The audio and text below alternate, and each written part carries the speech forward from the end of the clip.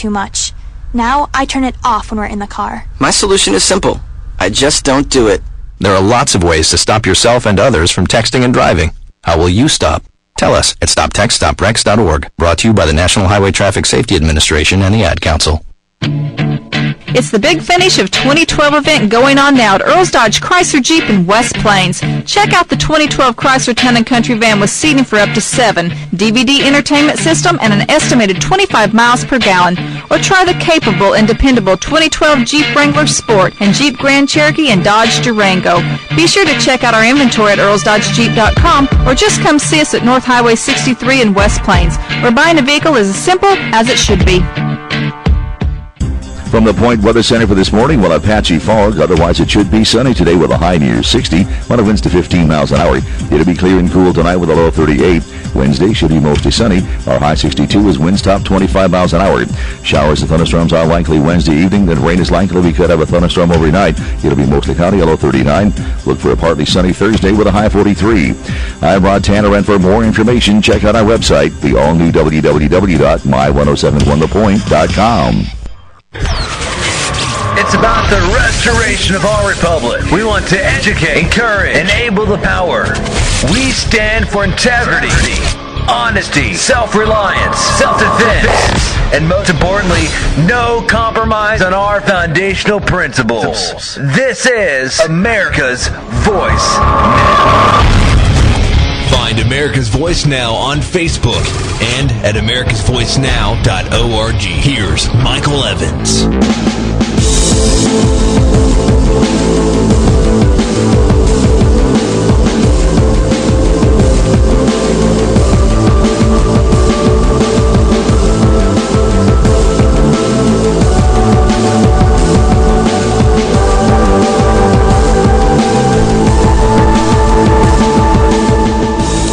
Well, good morning, America. Thank you for joining America's Voice this morning with me, Michael Evans. I'm your host for the day. Actually, I'm your host every day. But then again, this is my show, so hey, that's the way it works. We are going to be joined this morning at our 8:30 hour by Steve Deace. Steve, if you're not familiar with who he is a national syndicated radio host, and we are going to be discussing this morning a number of issues, including right to work, and also this latest iteration of police power that we seem to be so enamored with in terms of the loss of our Second Amendment. So just wanted to bring you up to date. Please make sure that you're here at our 8:30 hour to participate with us and Steve Deace. I think that'll be an opportunity that you won't be sorry you caught. Wanted to touch base a little bit this morning on the issue of the Sandy bill that is wending its way through Congress. And this will be the subject of this morning's bullet points. Our Congress has again, in light of our fiscal problems and difficulties, submitted a bill for passage to pay for the Sandy storm. Unfortunately, this bill is filled with pork. This is another example of the treasonous actions by our representatives, or supposed alleged representatives, in Congress. President Obama has submitted a $60 billion package for Hurricane Sandy. Unfortunately, this includes $8 million to buy cars and equipment for Homeland Security and Justice Departments. It includes a whopping $150 million for the National Oceanic and Atmospheric Administration to dole out to fisheries in Alaska, and $2 million for the Smithsonian Institute to repair their museum roofs in in Washington, D.C. Worse yet, it includes an eye-popping $13 billion, that's the B word, folks, to go into, quote, mitigation projects to prepare for future storms. Now, those of you who are familiar with the way that government works know that this is nothing more than an opportunity for the government to sink money into another black hole slush fund for skunk work projects. Other tickets in other items that are in this ticket include $207 million for the Manhattan VA Medical Center, $41 million to fix military bases that were in the storm's path, including Guantanamo Bay, Cuba, $4 million for repairs at Kennedy Space Center, $3.3 million for the Plum Island Animal Disease Research Center, and $1.1 million for repair in national cemeteries. Budget watchdogs are actually calling this the Sandy scam. And unfortunately, this just goes to show you how our alleged representatives are so completely out of touch with the realities of the world. We hear daily that we are about to slip and fall over the fiscal cliff. And yet, no one, and I mean no one, seems to care about wasting more money. The reason we put our representatives into office is to properly and adequately represent us, including regarding fiscal issues. And the House of Representatives, as the keeper of the purse strings, has an obligation to protect us from further abuse by government in terms of spending. Yet, for all intents and purposes, they have abdicated this responsibility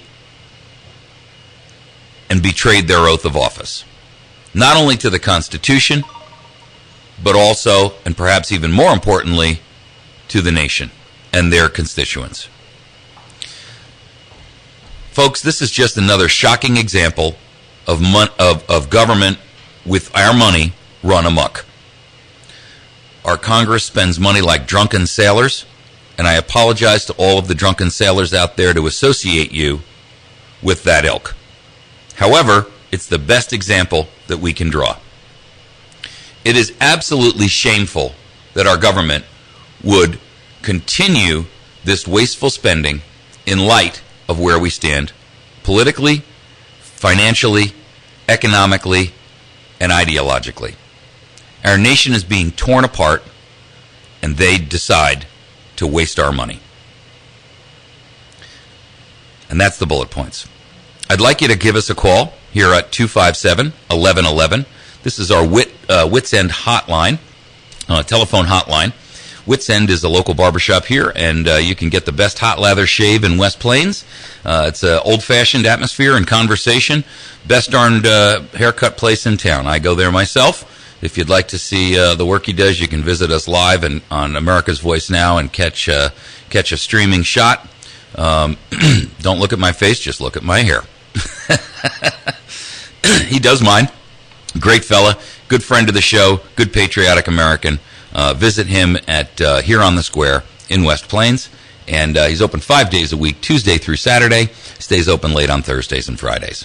So our hotlines will be open, our Wits End hair hotline. You can call us at 257-1111 or 866-554-6636. Feel free to give a call in and chat with us this morning in reference to these issues that are on our bullet points or any other area that you may have on your mind. Would also like to mention our friend Bill Stone over at Stone Construction, 2930116. Does remodels, custom and new construction, light commercial, been in the business for 40 years. If you're considering doing construction work, Bill's your guy, 2930116. Our friend Mary over at Chantilly's Artisan Bakery, number 2 Evans Arcade at 255-2253. Mary is a patriot and a friend of ours and the best darn bakery in 100 miles. Get over there and visit with her. She'll be open late Christmas Eve. Make sure you get your special orders in right away. If you're having a party, perhaps a business Christmas party or family and friends, perfect opportunity for you to take advantage of Mary's special talents and really wow your guests. Ozark Mountain Self-Reliance can be found on the web at ozarkmtnselfreliance.com. You can call Brian down there at 870-492-4030. I'd also like to introduce a new representative or a new advertiser with us today, and that is the folks down here on Washington Avenue, the Battery Station. They have in-house, and by the way, for you preppers and co-op individuals, they have in-house a brand new shipment of Mountain House freeze-dried foods. Make sure that you get down there and you find those folks, because they're right on Washington Avenue, right off the square here in West Plains. And these are the lowest prices that you're going to find for freeze-dried foods. They have all kinds of breakfast foods and full meals.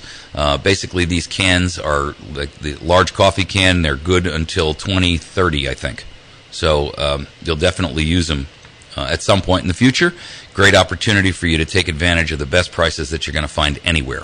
They also have a special Christmas stocking special on Otter boxes.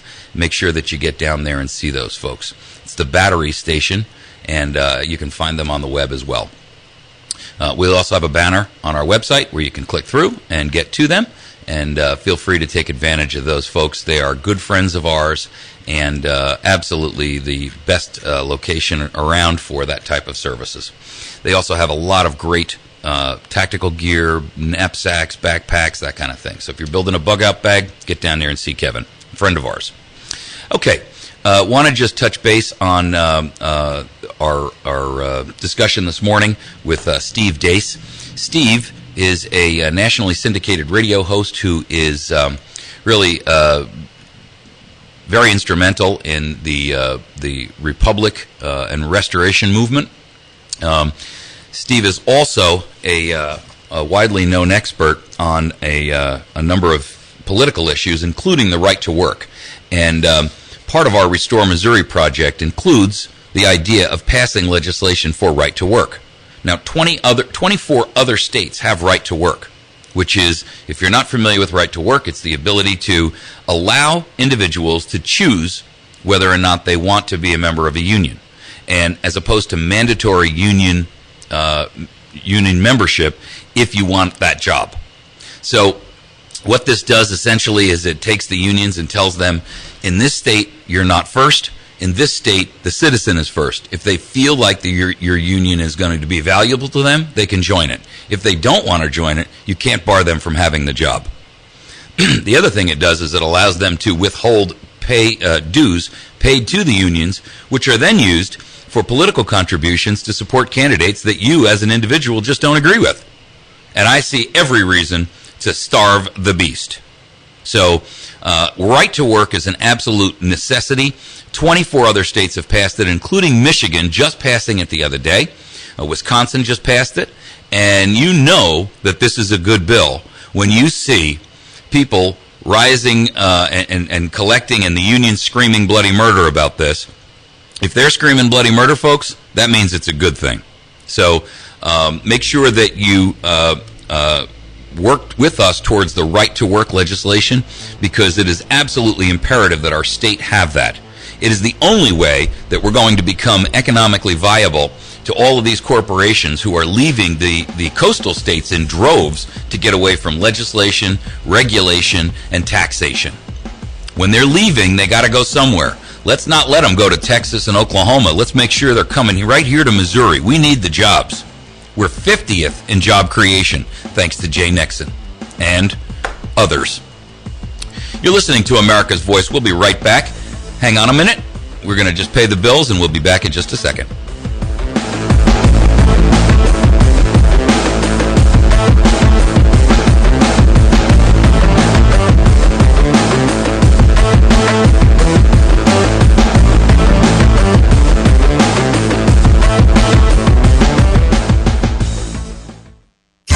The holidays are here. Come to Ozark Mountain Self-Reliance to find the special gifts that will really be appreciated. We have a variety of stocking stuffers ranging from Kaito radios and life straws to wave shields for your cell phone. We also have Berkey and Katadyn water filters for the health-conscious person.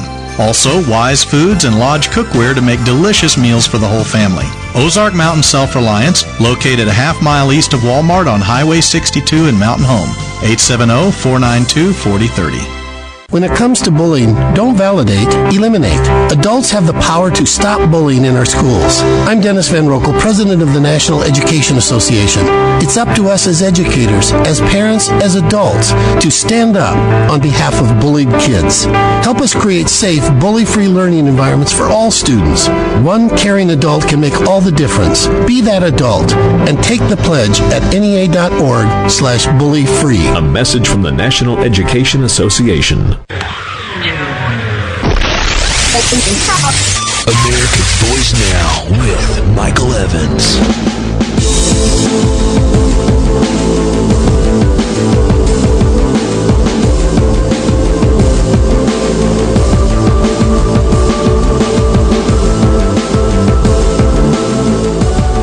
All right, we are back. If this is your first time listening with us, thank you for joining us here at America's Voice Now. My name is Michael Evans. I'm the host of this show every day, Monday through Friday, 8 a.m. to 9 a.m. We repeat our broadcast from 8 a.m. to 9 p.m., and we do a show on Saturday from 6 a.m. to 9 a.m. Please join with us. We bring to you education, information, motivation, and we try to activate you to take action to restore our republic. That's our mantra, that's our goal, that's our belief, that's our mission statement, and that's what we believe in. We believe in self-reliance, and we believe in taking responsibility for your own actions. We believe that our nation is in decline, and it is up to us to solve the problem and take action. Last night, for those of you who are local, I was informed by our local school that there had been some rumors floating around about something happening on Friday, the 21st, because that's the Mayan calendar end of the world or whatever. There was some discussion out there about all kinds of things, from a mass suicide to a possibility of a shooting to just nothing other than a flash mob. And these were rumors that were floating around in social media, and the school was basically calling a meeting to inform parents about their policy and their actions to verify or debunk these rumors. They did an adequate job of that, and I want to let them know that we appreciate them calling the parents up and helping to inform us. One of the things that came about as a result of that was the fact that a lot of parents had comments in reference to these issues recently happening in Connecticut and other schools around the nation. I had suggested and forwarded and posited the concept that one of the things that we could do as a school system, and I'm not alone in this in positing this theory, is to take a number of teachers from every school and put them through what's called post-testing. Now, if you're not familiar with post-testing, this is what law enforcement officers who are either going to be in the sheriff's academy or going to be sheriffs or police officers, it's an academy where they go, where they have law enforcement training. They're taught the policies and processes of law enforcement. They're taught how to shoot. They're taught what the laws are. And it's a rather long course, and it prepares them to be a law enforcement officer. I strongly suggest and recommend that our school board, and I encourage you to contact your school board and let them know that you would like to see a certain group of teachers, who are all volunteer, of course, and willing to do so, would be willing to go through the post-testing and become an armed cadre or support system for our schools.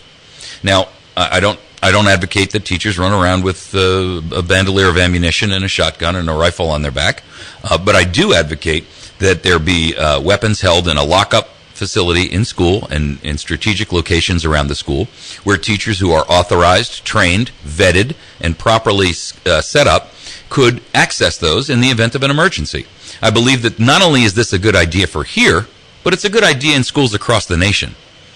As opposed to restricting the 99.9999999% of Americans from owning a firearm or having access to their constitutional Fourth Amendment rights against illegal search and seizure, and or turning our school systems into an armed camp or a prison, I would strongly recommend that the right solution, because we can't hire enough police officers, and we can't build enough locks, and we can't build enough camera systems, and we can't build response time from local law enforcement to get there in a timely fashion, as evidenced by Connecticut.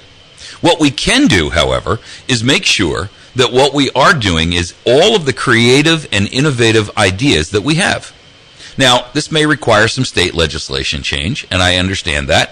I think, however, that Americans are concerned enough about this issue that as opposed to the government stepping in and stripping all of us of our Second Amendment rights, perhaps what we should be doing is looking at a solution and an alternative that would better suit our cause. That solution may well be essentially what the airlines have done with the Air Marshal program and arming the individual pilots who are vetted and trained properly in the use of a firearm. And those pilots transport that firearm onto the plane. It goes into a lockbox. In the event that there's a crisis, they have a methodology to deal with it right there on the spot and not have to land the plane or allow the passengers to be injured. This is no different, folks. And I'm here to tell you that this out here in the Midwest, we're not like the coasts where guns are considered, where they get the vampire sign and they're considered evil. We live here in an area where I would imagine a vast percentage of our teachers already are gun owners and probably have some proficiency in their use. I would also hazard a guess that a number of teachers would be more than willing to step up, take this training on a voluntary basis, and utilize it to protect our children. Now, I heard a teacher last night sit there and say, as a teacher herself, that the vast majority of teachers, in fact, all of them, as it was her statement, would be willing to stop a bullet for our children. And I probably can believe that. However, I think as opposed to stopping a bullet for our children, perhaps they should be in a position where they could throw some lead back. And quite frankly, we all know that the situation in Aurora, Colorado, with the Batman shooter in that theater, was exacerbated by the fact that no one was allowed to have a concealed weapon in the theater. Now, we can posit all different kinds of theories as to whether or not it would have been good or bad or otherwise. But I, for one, as an individual, would vastly prefer to be sitting in a theater with armed individuals around me who had proper training and were carrying concealed. Quite frankly, that problem very, very well could have been immediately ended or ended far earlier than it went on, had there been someone in the audience who was a concealed carry individual or a licensed concealed carry person. Now, there's one thing that the mass media has not told you, and that is that there was a situation in Portland the other day, which happened, by the way, on the same day of the Connecticut school massacre, where an individual with a concealed carry weapon was able to defuse a shooter in a parking lot in a Portland, Oregon mall. Now, this guy was actually out there with an AR-15, and he was firing at people. I think he killed 2. And this fella, the guy's gun jammed, and this guy ran up with a .22 pistol and was prepared to fire at him, held his fire because there was a witness a citizen running behind who was trying to get away, and the guy saw this fellow pointing a weapon at him, pulled out his own weapon, and shot himself, and ended his own rampage. Now that, ladies and gentlemen, is success. Do we know how many people he saved? We don't. But we do know that the institution of force or force on force was an absolute necessity in that situation. And we know that he defused a situation that could have been far more tragic. Ladies and gentlemen, the problem is not with firearms. The problem is with the society and the mentality which our nation has slipped into over the past number of generations. So I encourage you to go to our school board meetings and talk with our school boards to come up with creative solutions that do not require that we strip ourselves of our own individual liberties, while simultaneously approving the methodologies by which we can actually do a better job of protecting our children, and at the same point in time giving our children the confidence and the safety to feel confident and comfortable going to school. I truly believe that a volunteer teacher's force who could be deputized properly or even be sworn in as police officers, but do it for a very nominal or reimbursement, would be an absolute benefit to our community. Now, If the legislation is too hard to get passed, okay, I got an even better solution. Then let's simply turn those people into law enforcement officers. They can do double duty as a teacher and a law enforcement officer. So if the state says, well, we can't allow teachers to have a weapon in the classroom, that's great. What we're going to do is turn them into police officers instead. There are ways around the problem, folks, but it will take a little creativity. It will take a little ingenuity. It will take a little grassroots effort on our part. But I believe in the end, that will be the best for the citizens and the students and parents and families of Missouri. I'd like to hear your comments and your feedback. You're more than welcome to give us a call on our Wits End hotline at 257-1111 and 866-554-6636.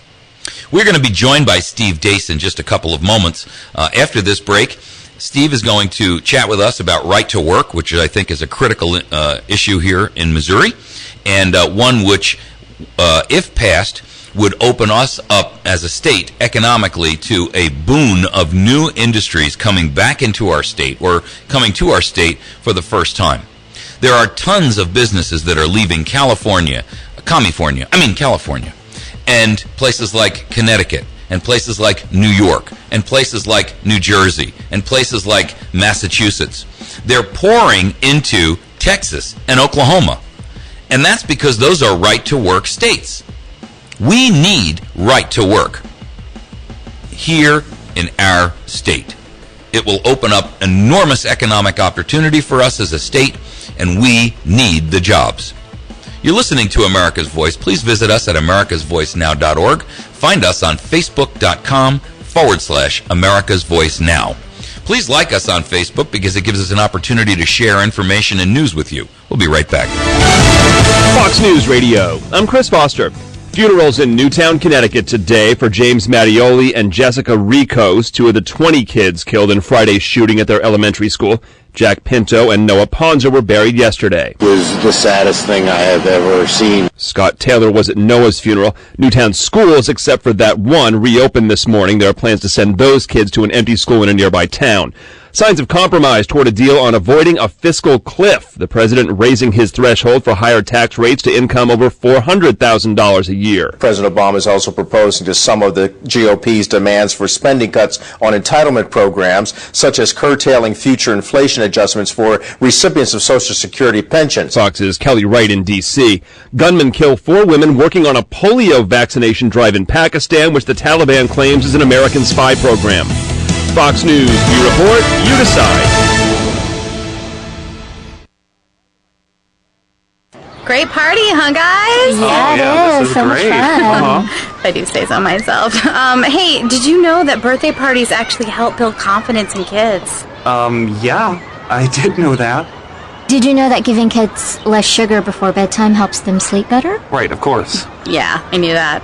Did you know that strollers have the right of way on sidewalks? Oh yeah, I knew that. Yeah, that's true. Did you know that friendly kids statistically have more friends? Everyone knows that. Oh yeah? Yeah, it's pretty obvious. Yeah, so yeah. obvious. Hey, guys, did you know that most people think they're using the right car seat for their kid, but they're not? I didn't know that. Think I knew that. No, you didn't. Parents who really know it all know for sure that their child is in the right car seat at the right age and size. Visit safercar.gov/the right seat to make sure your child is protected. Brought to you by the National Highway Traffic Safety Administration and the Ad Council. My name is Sue Smith.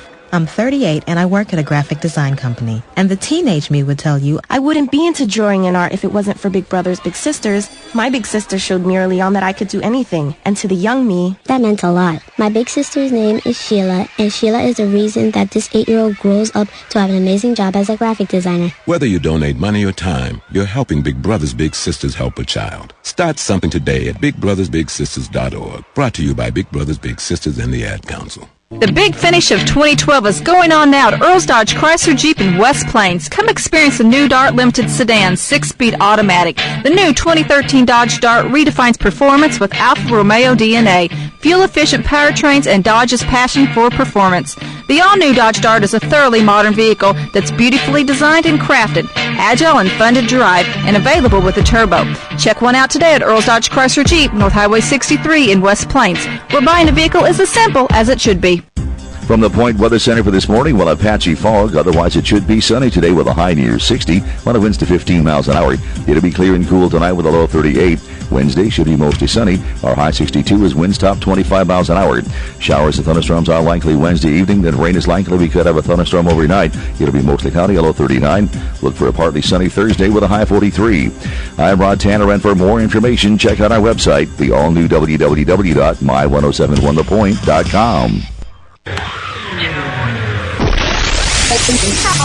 America's Voice Now with Michael Evans.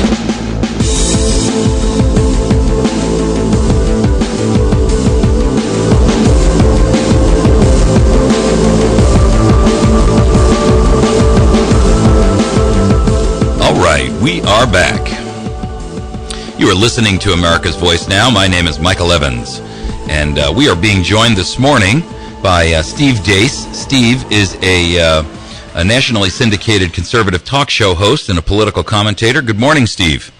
Good morning. How are you? I'm wonderful, thanks. Thank you for joining us this morning. I appreciate it. You're welcome. Thanks for having me. Merry Christmas. Merry Christmas to you, too. Hey, that's almost a curse word these days, you know.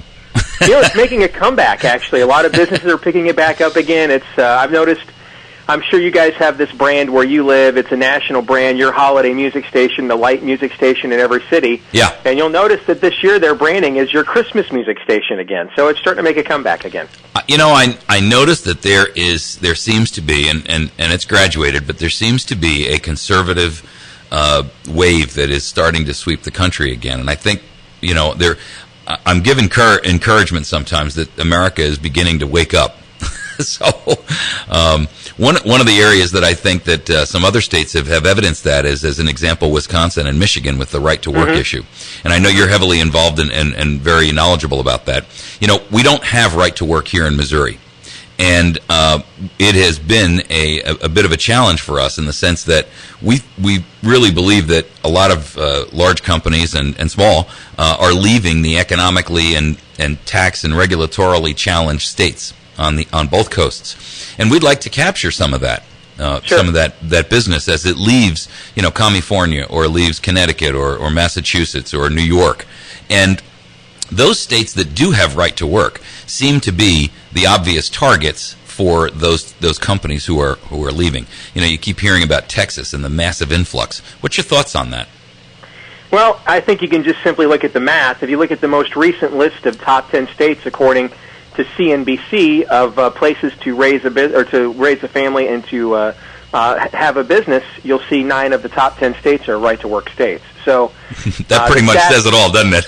yeah. And if you look at the population migration we've seen move south in recent years, and 12 of the 24 states in this country that are right-to-work states are southern states. So I think the first thing you have to do, though, Mark, you have to draw a distinction between unions and unionism, because I think what we're seeing right now, and this is what I touched on in a piece I wrote for townhall.com about this, because I grew up there. I know the situation in Michigan very well. I was once a member of the Teamsters Union. I worked for UPS. Okay. To put myself through college, had a good job. The union did a good job for me. I do think historically, of course, they have had problems with corruption, as government has, but historically they've been an imperfect but necessary vessel to provide workers a check and balance on management. And I think, as someone, I'm a Christian, I don't trust human nature, so I think the more checks and balances we have against human nature, the better. That's why I like a free market. It creates competition. That's a check and balance, right? But I think what we're dealing with now is what I call unionism, which is the opposite side of the coin of corporatism. And this is where the culture of the whole is greater than the sum of its parts. And it's about what the union it's almost, I hate to use this description because it's not quite to that extent, but it's the best metaphor I come up with this early in the morning. It's akin to a cult, really, where I follow the groupthink. I do what they tell me to do. I support causes that actually go against my value system because it's what's best for the union. And without the union, I can't thrive or survive. Where it's a culture. It's an identity based politic, and you see it with corporatism. And everybody's too big to fail, and certain corporations rise to a level where they can basically grease the palms and pat on the backs of certain gutless government officials to get their way from the taxpayer, and unions are just attempting to do the exact same thing. And there's been destructive consequences for both. And if you look at what's happened with unionism, and this is where we don't have a check and balance anymore, but the unions essentially become everything they hated about the corporations years ago, you see that the people and we can look at the data if you'd like, but the people that suffer the most when that happens are the very workers that the unions claim they're representing. Isn't that kind of funny that that runs along the analogy or the old phrase that be careful what you wish for, because today's freedom fighter becomes tomorrow's tyrant, right?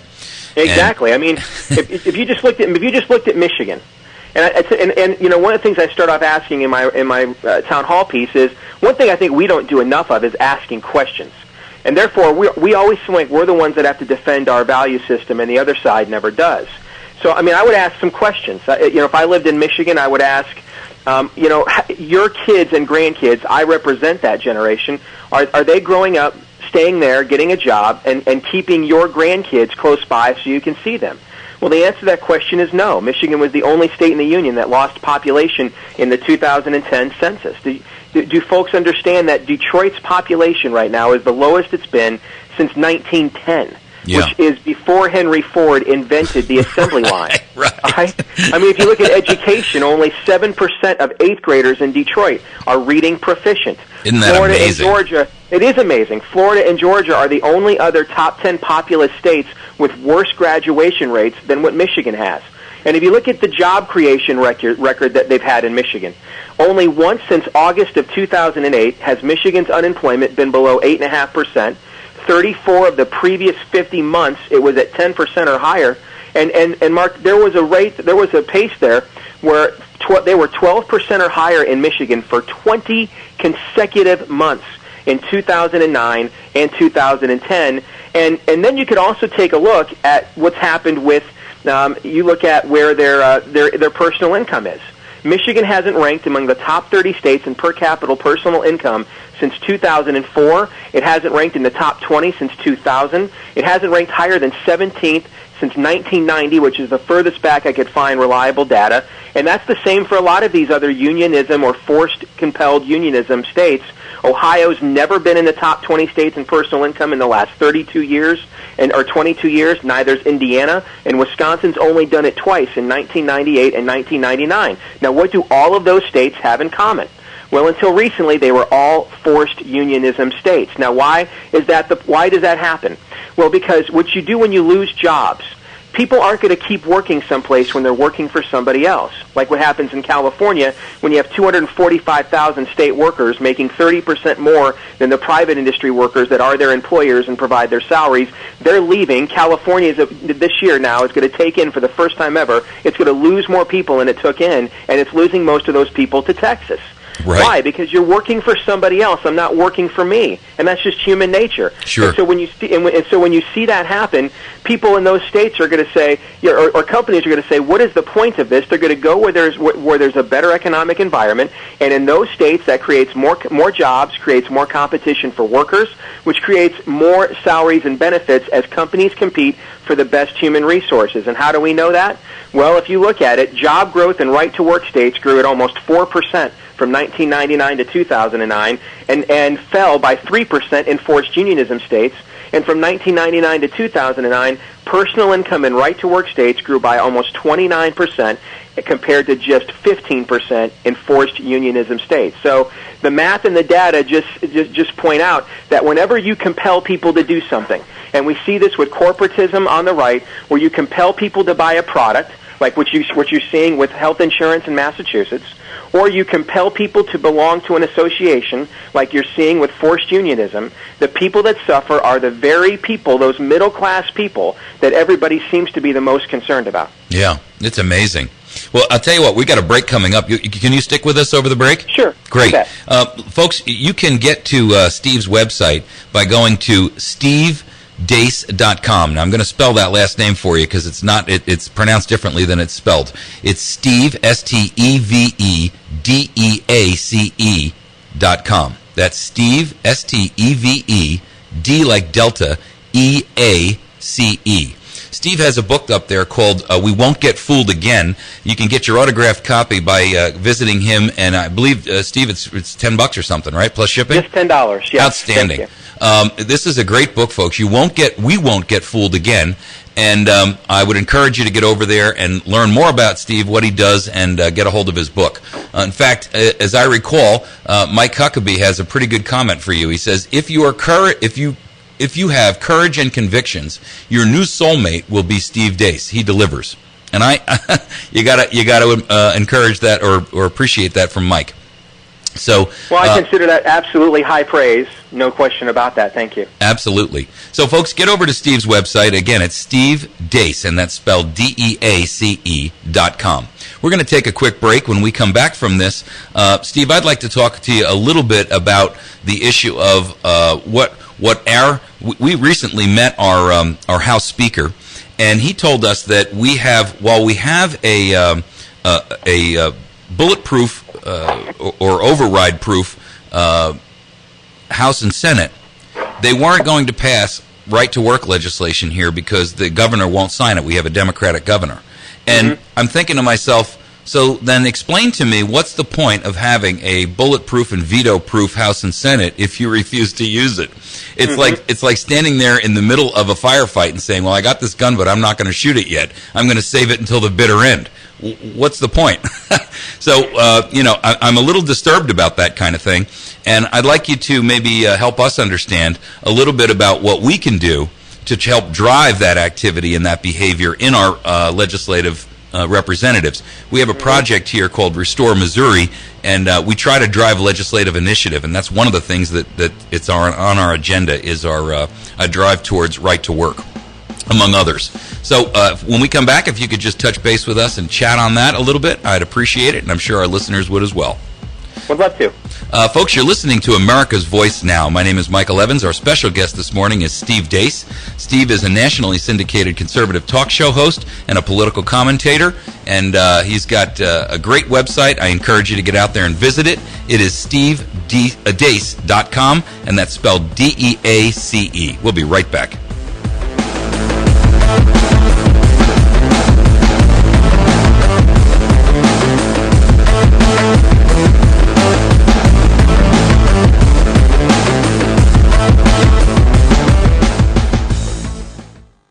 So when you get to the corner of Smith and Orchard, you're going to want to take a You left. are not going to then believe what you're this. Going to do is turn Marcy into and Marcy Brad just Avenue broke up, and go past and the apparently first 3 she's lights, happy and about then take it. the next left. I don't really Drive think 5 she's more happy, blocks, but and you should be who am there. I to judge, right? Park anyway, on the right. That's I'll what see I you heard later last tonight. night. It's hard to concentrate on two things at once, like texting and driving. Stop the text, stop the wrecks. How will you stop texting and driving? Tell us at stoptextstoprex.org. Brought to you by the National Highway Traffic Safety Administration and the Ad Council. Are ye plagued by foreclosure? Well, here at Jim Ladd & Matey, we can stop your foreclosure now. We're a mortgage rescue company, and for the small fee of everything you hold dear, we will negotiate with your lender on your behalf. Call Jim Ladd & Matey at 1-800-YAR-YAR. That's 1-800-YAR. YAR. If you're facing foreclosure, talk to the right people. Speak with HUD-approved housing counselors free of charge at 888-995-HOPE. Brought to you by NeighborWorks America and the Ad Council. Adults have the power to stop bullying in our schools. I'm Dennis Van Rokel, president of the National Education Association. Bullying has far-reaching effects, from a decline in academic performance to physical illness, depression, or worse. Help us create safe, bully-free learning environments for all students. One caring adult can make all the difference. Be that adult and take the pledge at NEA.org/bully-free. A message from the National Education Association. America's Voice Now with Michael Evans.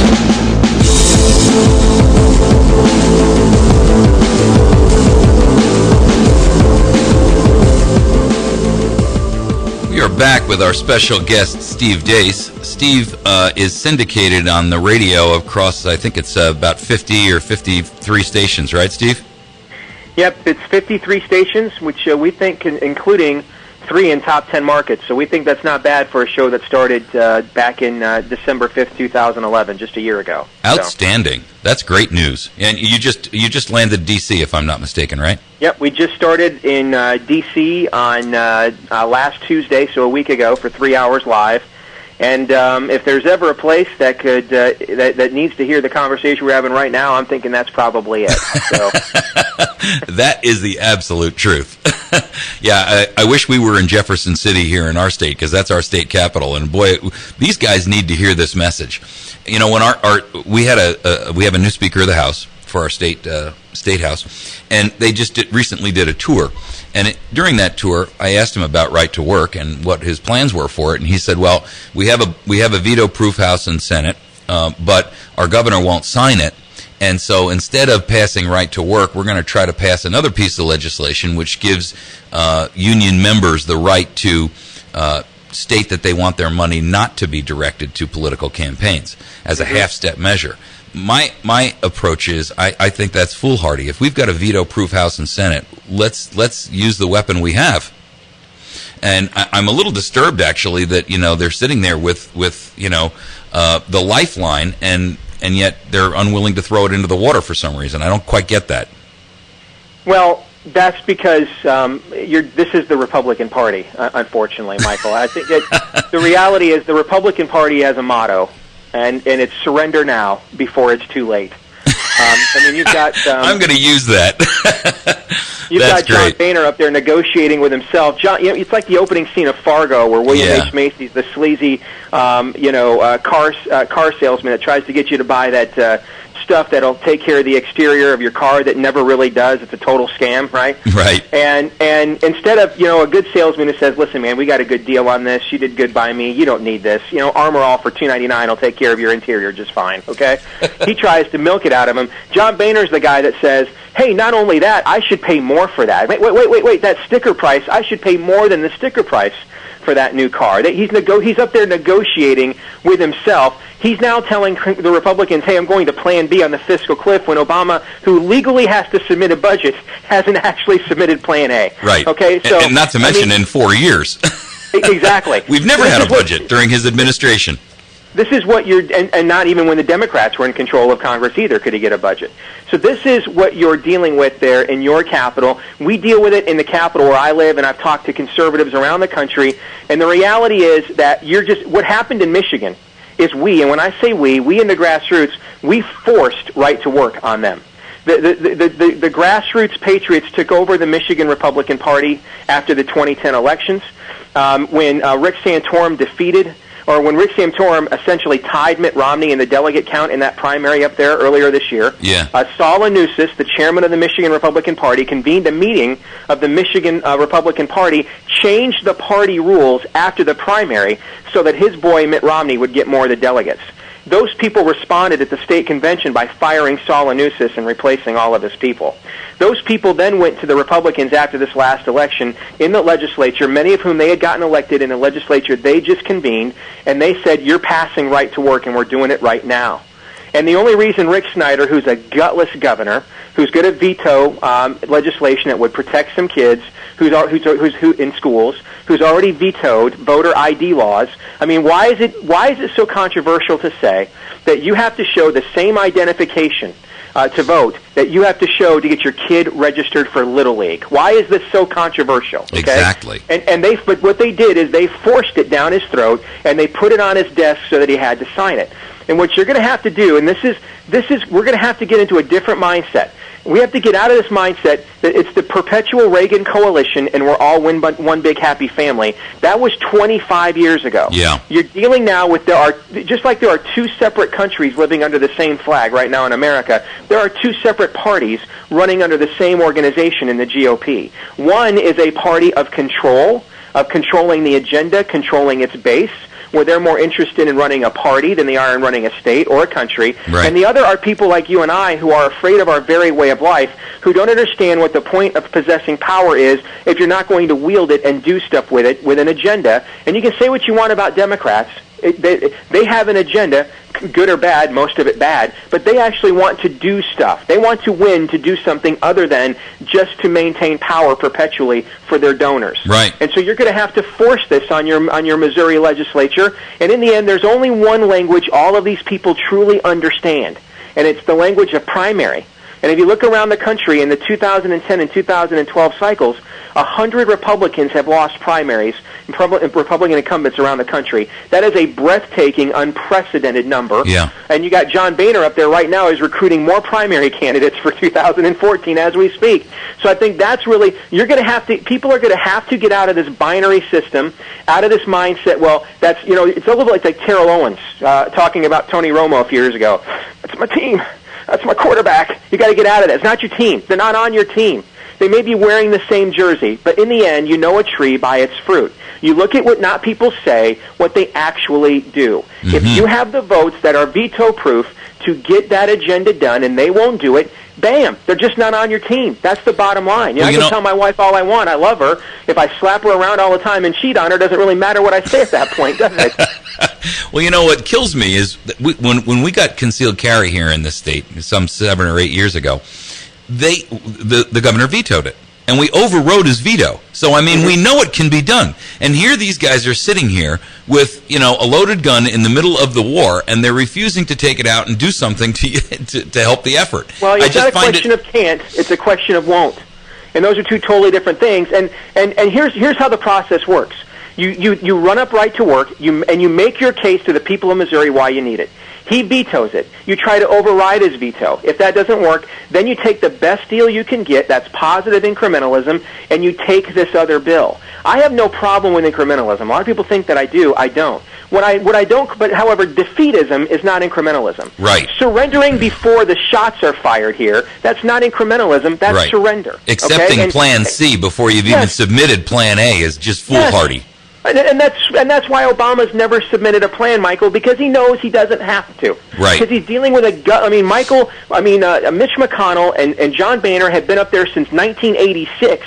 For goodness sakes, Al Gore hadn't invented the internet yet. They've been up there since 1986 crying about how Washington is broken. They helped to break it. Yeah. And Barack Obama knows if I just sit these fools out who really all they want, listen, I'm trying to take over planet Earth. These guys just want to make sure their pensions are secured when they retire and they got a lobbyist job in front of them. I just got to wait these fools out. And they're going to succumb because in the end they care more about the culture and their own survival in Washington than they do actually enacting an agenda. And you can say whatever you want about Barack Obama. He has very strong convictions and he is acting on them. And in any war, all wars throughout human history, ideological and militarily, in the end, have always been won by the side that was the most morally convicted of the righteousness of its cause. Absolutely. And we are losing because the operatives of the other party have more moral conviction than the operatives of ours. And they're really good at marketing.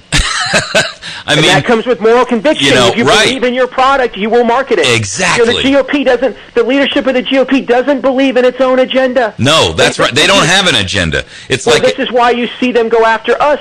Look at this last primary cycle. You saw Mitt Romney literally invade Rick Perry's personal space in debates and challenge his manhood. You never saw him do that to Obama. But they spent $17 million destroying Newt Gingrich in Florida. They never did anything close to Obama what they did to Newt Gingrich.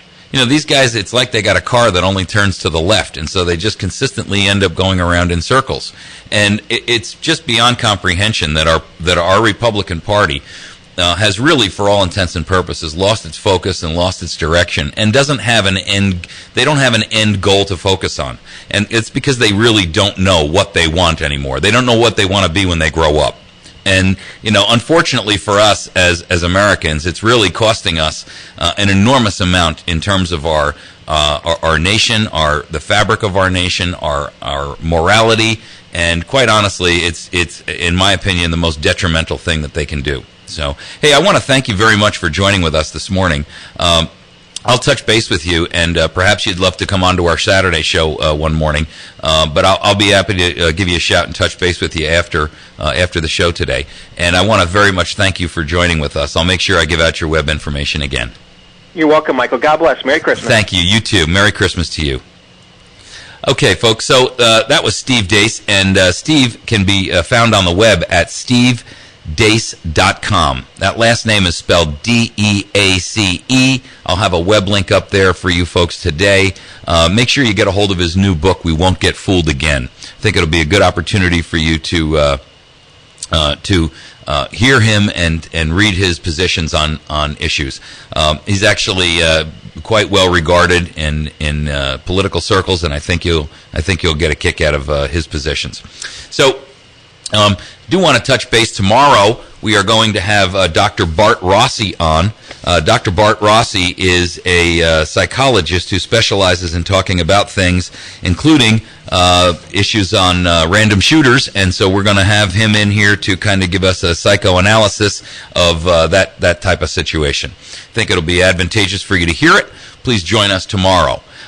Like to make sure that you folks get a chance to visit with our sponsors, and thank you for using our Wits End Hair Hotline today. Also, make sure that you get a chance to visit our newest sponsor down there on Washington Avenue, right off the square, and that is the Battery Station. Great folks down there, big supporters of our show. They've got a lot of freeze-dried food down there, folks, and it's the best prices you'll see anywhere. So make sure you get down there. Very, very, very good quality stuff. It's all Mountain House, which is the best. Join us tomorrow between the hours of 8 and 9, and make sure that you're with us at 8:30 tomorrow when we have Dr. Bart Rossi on. I want to thank each and every one of you for your assistance, participation, and support for this show. I greatly appreciate it, and I know that we're making a difference here, folks. So let's keep up the good work and make sure that we drive legislative change within our own state. That's the only way that we're going to be able to change things for ourselves here. Have a wonderful day. You're listening to America's Voice Now. We'll be back tomorrow morning at 8 a.m. bright and early.